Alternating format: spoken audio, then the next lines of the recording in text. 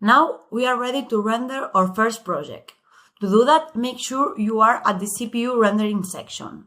We will start by rendering a frame. First thing we need to do is add a project name. Then you'll need to select the Blender file on your computer. Then you'll find some settings related with the scene you want to render. If you want to change them, enable Customize. If not, just scroll down. Now you have to configure some settings that are related with the job that it's going to be done in AWS. If you want to know more information about these settings, check the description. First thing you need to choose is the Blender version that you will be using.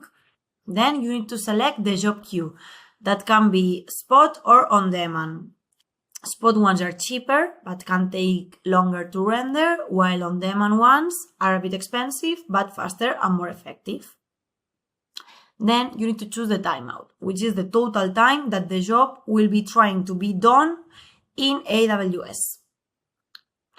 Then you need to choose the job attempts, which is the number of times that the job will be retried if it fails. I recommend you to leave the settings this way. Here you need to choose a server configuration, which is a combination of CPUs and RAM memory. You can choose, for example, standard or advanced. Finally, you just need to review and submit. Once you have submitted a render, you can go to the render jobs dashboard to see how is it going. First of all, you can see the progress here in this bar, and then you can click on job queues. Just so you know, each render has 3 different jobs to be completed. In the job queues, you can see the status of every different job and see if they are on pending, runnable, starting, or anywhere else. Here you'll see one job and the other 2.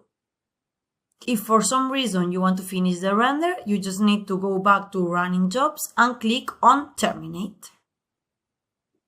If not, once the render is done, you can reach to render projects, click on folder, and here you'll find a preview of the frame you've rendered and also the input and the output. If you want to get notified once your render is ready, go to the email notification section and add your mail by clicking Add Identity.